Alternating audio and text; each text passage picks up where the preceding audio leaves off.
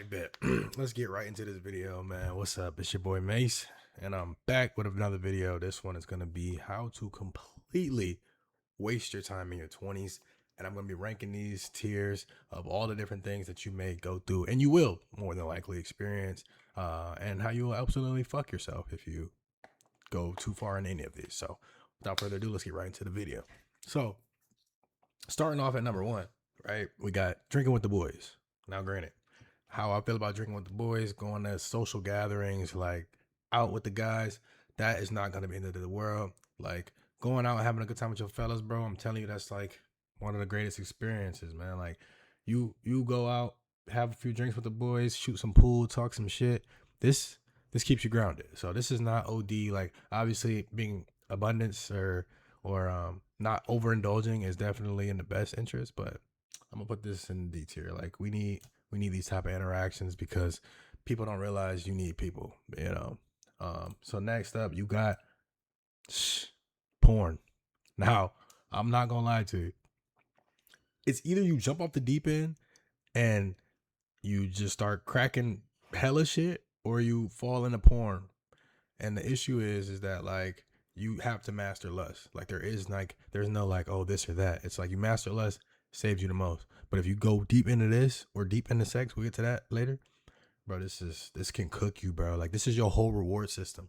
And a lot of people don't realize it, that like you're feeling fatigued, you're feeling like you have like brain fog, you feeling like you don't have much desire or like drive. Bro, it's this, bro. Like watching excessive porn in your 20s, I'm putting that S there, bro. Like you gotta stay away from that shit. And you have to intentionally try. Like lust is actually a demon that is literally trying to like get you to fold all the time. So like actively prioritizing, actively putting up barriers, actively trying to not go that way is so much more important. So next up, we've got hanging with the wrong group of friends. Now, this one right here is a silent killer, bro, because you'll be around people and start to realize that like none of this is really serving me, or is serving an old version of me that's no longer myself. So I will honestly say like hanging out with the wrong friends, bro. I'll put that because if you're an individual and you still are doing your own thing, you're hustling, you're learning and you're adapting on your own, still gonna be okay. But if you just completely are not independent of thought and you just cannot operate on your own, this is bad. So I'll put this in the B tier. Hopefully you're an individual who can balance your own life, but hang around the wrong people, bro, is bad anyway. But it won't completely fuck you if you have your own independence. Now, next up, this one is a financial drainer. Not only that, it you're paying hundreds of dollars, if not thousands a year, to be around the opposite sex. It's honestly insane. Clubbing, bro. Clubbing is way different than drinking with the boys. Let's just talk about that. Like drinking with the boys, having some drinks, even if it's with other women, like if you're going out and just having a more intimate social setting, entirely different than going to the club. Going to the club, like sure, I would say like if you go for 10 nights, two of them are peak. You know what I'm saying? There's a lot of dummy nights. There's a nights where we could have probably just stayed in. We spent way more than we intended to. And if you really track and see how much you're spending, you'll realize that this is the dumbest shit ever. It's a silent killer for especially in the black community with the sections and the bottles. I mean, I know it's all communities, but bro, they got us in a fucking chokehold, bro. Like I promise you, like this shit is insane. Like people are going into debt just to look cool in the club. So, to cook yourself, honestly, especially because a lot of 20-year-olds are in your 20s, you're not as financially savvy and you're not as well off as people would usually be. Bro, if you're clubbing too often, bro, this can really cook you. I'm not even gonna lie. So I'll put this in like the hook. You want to go A tier, bro, but if you're not that much of a clubber, bro, I'll go B tier. But it's definitely something you should be paying attention to because it can fucking cook you, bro. All right. Next up, we got sleeping in, bro. Sleeping in all day, like lack of motivation, lack of getting out of bed. This right here, bro, you don't realize how much time you really don't have, bro. Because this is the thing. We have 24 hours in a day. 8 hours you may spend working. 8 hours you spend sleeping. So you have 8 other hours outside of that to eat, work out, mindfulness shit, and then work on more productivity stuff. So your time is very limited, bro. Like, especially if you're fucking cooking, you're meal prepping, whatever you may have to do in your day-to-day grocery shopping, there's a lot of little things you don't expect. So sleeping in and fucking off your time like it's irrelevant. That's bad. That's bad for business. And so I would honestly say there's a lot of people who sleep in and work late nights. Like I've done that plenty of times. So there's a balance. But if you're like sleeping like 10 to 12 hours a day, bro, this is gonna fuck you. So I'll put it in the C tier, but you got to be consciously aware of how bad the things you're doing really affect you. This one right here, bro. This is one of those ones that will catch up to you in later parts of your life, bro. Having a very sedentary lifestyle. You come home from work, you sit, you might get you some smoke, get you some drink, sit on the couch, chill, play the game, watch a movie, just kind of just exist, like, and you don't work out at all. Like, you don't work out in the morning, you don't work out at night. You just, you're young, you're healthy, but this shit catches up to you, bro. This is a silent killer. And I honestly say, like, in your 20s is when you're supposed to build a foundation for the rest of your life. People don't realize that, like, the muscle definition you're building, the bone density you're building, the cardiovascular system that you're building is the same system you're going to have for the rest of your life. And you're building it right now, actively. And at some point, I think it's around 25 to 25 ish, your bones stop getting more porous. Like, your density's there. Whatever you built is whatever you built for the rest of your life. So some of us are already maxed our potential as far as our bone density. Your muscles is the same way. They deteriorate over time. So you're really building a foundation for the rest of your life. And people are just like, oh, I'll put it off, or I just don't care to do that. Well, you're fucking your older self, bro. And I'd honestly say, like, this is like, to waste your 20s and to completely cook yourself, bro. This is S tier, bro.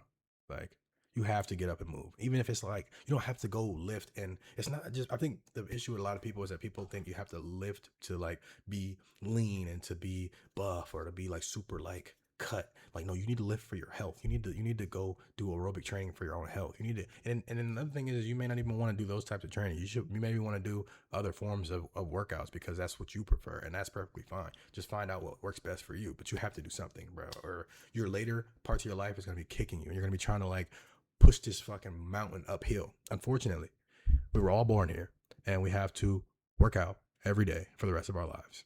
And it's a shitty hand deal. But if you fall in love with it, if you fall in love with the delayed gratification, because that's the part I love the most, is like, after a good workout, I feel like, wow, like I did something today. Like, I feel like one more check box for the day that this was a accomplished day. So honestly, just fall in love with that mindset, bro, and you'll be all right. All right, here we go. Next up we got gaming OD. Like, always on the game, chronically online. Like, okay, cool. When we was like middle school, elementary, maybe even early high school, Fortnite era, putting in 8 hours. I was putting in shifts on my days where I was out of school, and all I had to do was hop on a game. I was playing 8 hours a day easily. And I really thought that was gonna be the rest of my life forever. And I didn't see any other reality besides that. But I will honestly say, bro, you cannot play the game chronically unless you're like genuinely trying to make content on that shit or like stream. It's wraps, bro. Fries in the bag. Like, you cannot play it. Like, the game has to become like a pleasure thing. Like, you know what? I did this today. I knocked a lot of stuff off of my to-do list. I was productive. You know what? I'm gonna hop on the game with the guys. I'm gonna hop on the game solo. Start a solo campaign and just have a good time experiencing the game. That's what we're all striving for. But it's hard because if you're not financially secure, you don't feel like your mind is there like it used to be when you used to have just idle time. It's hard to just grind all day. But if you still can grind all day and your life's also in the shitter, like, oh, you're fucking cooked, bro. You're fucking cooked. Like, and this has us guys in the chokehold, bro, because we think, like, nah, it is a great way to blow off steam. It's a great way to escape. It's a great outlet for guys. So this one can really fuck you if you're not really paying attention. And I know a lot of people who chronically play video games and don't really capitalize on it. And that's what you really need to do, unfortunately, unless you're doing really well in other aspects of your life. So I'd honestly say, like, I don't want to put this. Nah, I'll put this B tier, but genuinely can cook yourself 100%. Um, Let's go down here, bro. All right, this is a good one, bro. Fucking toxic relationships. I promise you, like, either some people are literally just they don't even give a fuck about their own well-being.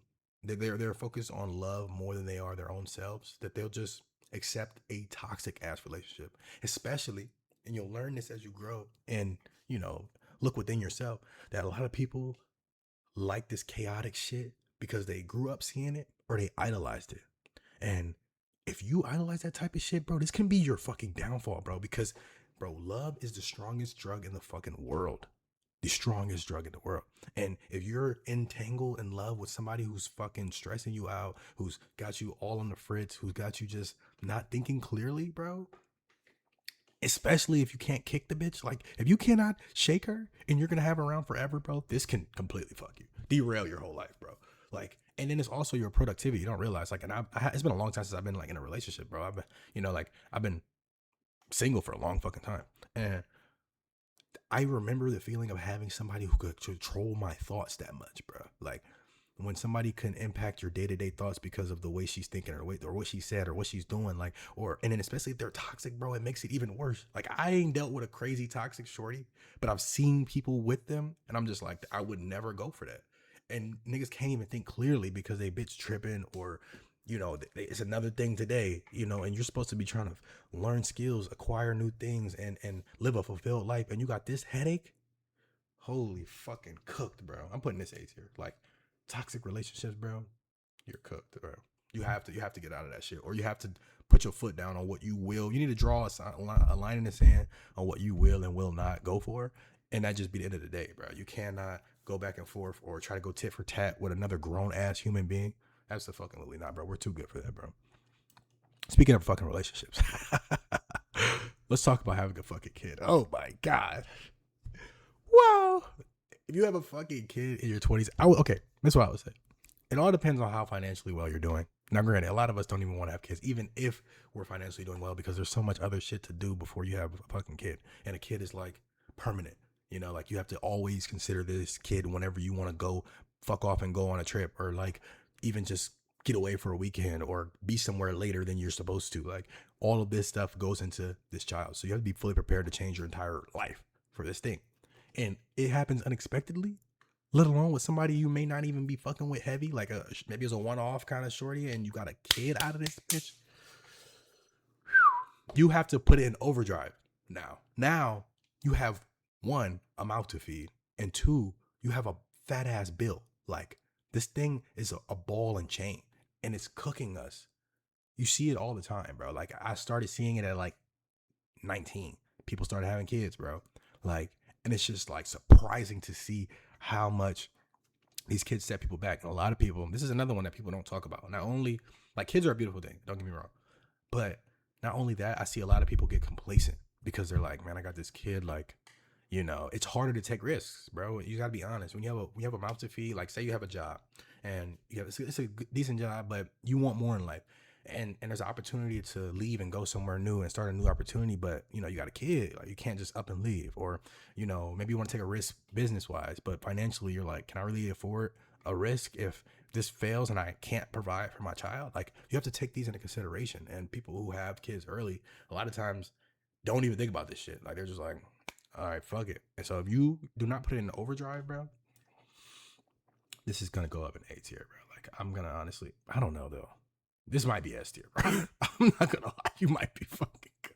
Like a kid is like, holy shit. Like, you have to really pull yourself out of the trenches with a kid. Like, genuinely block out all distractions, fully just, I'm gonna build this life, build everything that I'm about to build for my family that I currently have. Like, a lot of us young guys that have no kind of attachments besides maybe our parents that we're doing it for, or maybe a close family. We don't have that, like, wife and child that I'm doing this for. They're future tense. You have it. You have it right next to you. It's actually shitting on itself right now. And you need to put this shit in overdrive. And if you're not, well then, if you're still trying to live a regular 20s life, popping bottles and like kicking it with the girls and shit, like, like spending money frivolously, bro, you're cooked, bro. The kid is gonna make it 20 times worse. And you're gonna try to like fill the void what you're lacking with worldly shit, and you're just cooked, bro. You're cooked. All right. Let's move on. That was the rush one. All right, let's go college, right? Especially college with a useless degree, right? Because college is a beautiful thing. College is so much more than a degree, I will say. Like, the experiences, especially if you take full advantage of college and you fuck the brains out of her, like, literally, like, you go and you make that bitch your bitch, bro. College is awesome. Great experience, great things you're able to learn. But if you go in there and you get a bullshit degree, or you get something that's not really gonna get you up farther in head, you're going 40K in debt just to get a job that pays you 40 grand a year. Like, it's pretty fucking dumb. So I would say like a pointless degree. That's got to be in the. It's got to be. You might be able to dig. So this is the thing. You may get a shitty job and start off realizing you just went in debt and didn't move ahead. And people do this all the time. People make good money and fuck up even worse than this. So you can dig yourself out of this, but going to school in general for a dumbass degree is a stupid idea, but you can definitely still manage to make your way out of this. So I'll put it C tier. Because some people get in really bad debt and they can't get out of it, but it's not the end of the world. It's not the end of the world. All right. Let's go hookup culture. Now, granted, like I mentioned before, we're humans. And it's often a very interesting battling with lust, because it's like we said, we don't want to fall in the S tier of porn. Like that's like the worst case scenario, and a lot of us found porn young and we've already cooked ourselves for over a decade. So being able to now just pivot into other aspects, you either just win the battle of lust, which is ideal, or you jump into hookup culture. Now hookup culture can lead to this. It can lead to this, an S tier, and that's not great either, So it's like, fuck, you don't want to completely cook yourself. Oh shit, what I do with the baby? What the fuck happened to the baby? There we go, we got the baby back. So hookup culture is a messy one, because this is the thing. This is the take of why it's on here, because I think having relations with women is very important to a young man's life. Dating around. I'm not completely against having sex with people, because we're humans. But I will say, when you prioritize women more than you do your own self, like if say for example, you're about to have some shit coming up, you have a busy day or you have a busy weekend ahead, and this girl's like, hey, I really need that. I want to see, like, when you gonna come put that on me? And you decide, how can I squeeze this bitch in my weekend to fuck her, instead of focusing on myself. Now granted, I'm not perfect, you know what I'm saying? Like sometimes motherfuckers fault. But you have to be able to discern, like, how much time am I putting towards women? This is my rule of thumb now at 24. Like, if you can literally have conversations with like several women at once, like 3 or 4 women you're entertaining every day, you're texting them all day, you're on the phone with them, you're making each one of them feel like they're your main. Oh, you have too much fucking time on your hand, bro. Bro, what are you doing? What are you doing? Like, genuinely, one woman, maybe 2 max, bro. And like, they both know that they come second to what you're doing. Unless you don't have anything and you don't care to have anything, you just like, prioritizing the relationship, then that's you. That's cool. Date intentionally and make that your priority. But if you're like somebody who's driven and you want bit more things out of life, they need to know that they come second. And the only way that they're okay with coming second is if they see value in you. So if you continue to build yourself as a man and start to like really see the world as what it is, and women are great. They're the most beautiful, one of the most beautiful things in the world. A lot of guys become successful for women. Like, to travel the world, beautiful women, beautiful scenery, art. These are all beautiful things that men get rich for. It's got to be honest. And beautiful cars. Like, everything is beauty center. So completely understand. My bad, lost power. But honestly, this shit right here, if you can balance it with like, this is hey, no power to you, but like the ideal plan of action is like, you got a couple booty calls, maybe you hit them up and you can get your rocks off. But that's the problem too. You got a booty call. A lot of times that shorty is a booty call for other people. And do you really want to be having mixed booty calls with other niggas? No, nobody wants to do that for real, because that's disgusting. You start to feel like, what the fuck am I doing with myself? Who am I laying down with? Have some self-respect for yourself, brother. But ideally that would be better, because then you don't have to deal with talking to them all day, which is equally as bad. Like, talking to somebody all day that you don't care any intent to actually be with, bro, is, I see it happen to so many guys, bro, that like they really still think getting bitches is like the coolest thing on earth, bro. Like me, all my friends know I'm the type of guy, when I'm outside and I'm having fun, I'm getting some drinks, I'm on vacation, I'm Mr. Bitches. Like, I'm on that type of time. But then when I get back, when I go on that trip Thursday, I leave, I hop on that plane, I'm Mr. Bitches all weekend. Let's have a good time. I'm here for the weekend. Let's mingle. I get on that plane on Sunday or Monday and I'm back in my hometown. I'm not talking to no hoes. Like, hell no. That's not me. I don't do that talking all day type of shit. Like, fuck no. Like, no, do not do this. So hookup culture, it's not that bad if you get a rap on it, but it won't cook you, but you need to be mindful of what the fuck you're doing. So I'll put it like, this is no, guys get pussy all the time and get rich. So let's say C tier. Just be mindful of what you're doing and how much time you're spending doing it. All right. Doom scrolling. This is up there with this. And honestly, it's like even less talked about. Like porn, we talk about it because it's like, bro, this shit isn't, it was never supposed to see this many naked people having sex.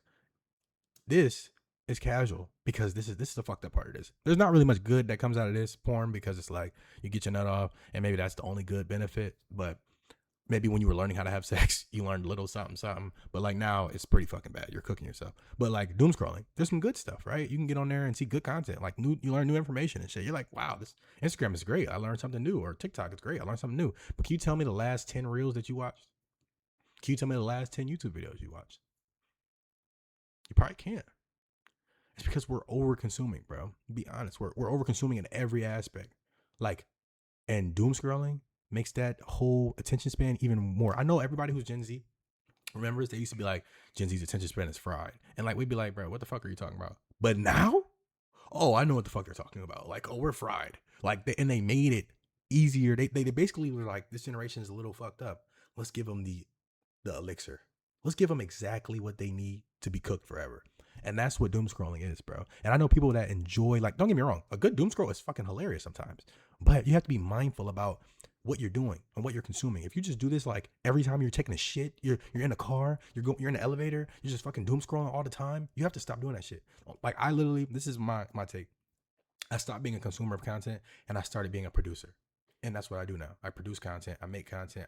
I look at content differently. I look at content as a producer. Like, okay, how did this person hook me? How did this person entertain? How did this person maintain an audience throughout the video? Like, I watch it in a different lens. Now, granted, I still doom scroll from time to time, but I'm intentional. Like, I'm like, all right, I'm only giving this 10 minutes, you know, or I'm looking at my homeboy's reels. This is a good example. You get off social media for a little bit and then come back, maybe like go off of Instagram throughout the week, right? Monday through Friday. It's not that hard, bro. Get off Instagram. And then Saturday, go on your Instagram.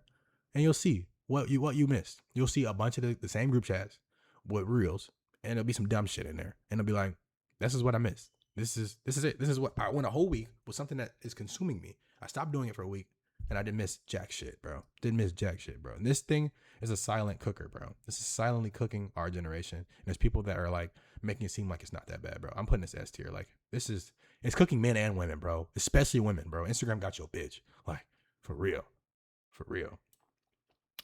Let's go procrastination, right? Procrastination is 1000% a killer. Like demotivation, like waiting on motivation, or if you only rely on motivation, you are cooked, bro. Being disciplined is the most important thing that you can really master within yourself in your 20s, because it's gonna pervade into the other parts of your life. So being undisciplined, being lazy, or procrastinating are 1000% how most people end up.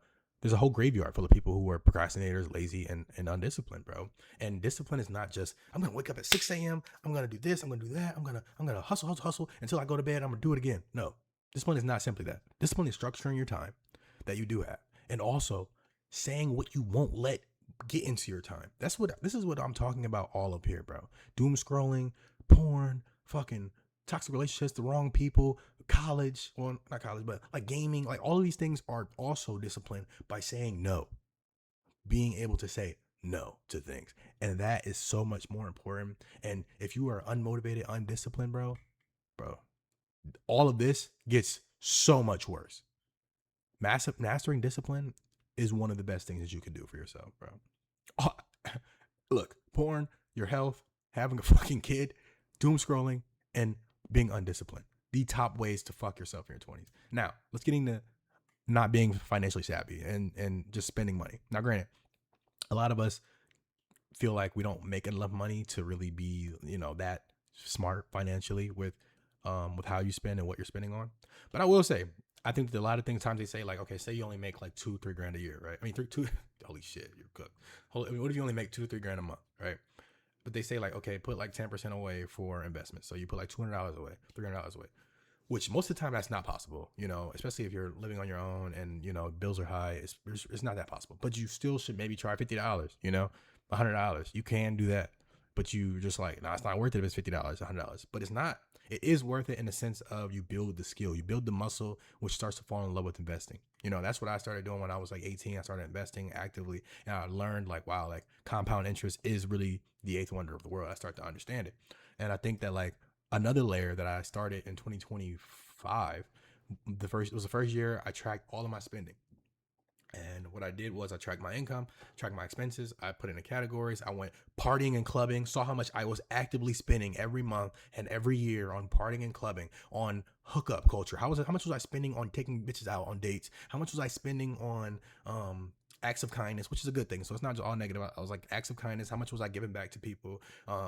You know, all bills and stuff like that, gas, you know, all of these things you start to see and really get a dollar number. Cause like somebody asks you how much you spend on groceries a month, you'd be like, I don't know, maybe like X, you know, or like, oh, how much you think you spend on clubbing? Nah, I don't fucking know, a lot. But like when you actively track it, you actively manage it, you start to see your own habits right in front of you. You know, I can literally see last month how bad I spent, how much I saved, you know, and I think that that's a good habit to build. I don't think you'll be absolutely fucked. I think you should focus on making more money more than trying to penny pinch. But the muscle that you build is very important. So I put this in like, um, I'd say this is like a D tier. You know, money is definitely important to manage, but if you get a grasp on it early and you don't go OD with it, you'll be fine. I wish I had a fucking sports gambling one on here because that would be A tier for sure. Like it's cooking the fuck out of us, but that's for another video. But hope you guys enjoy. Don't cook yourself in your 20s, but this right here is the blueprint on how to completely fuck yourself and what you should and should not be prioritizing in your 20s. Catch me at the next one. Peace.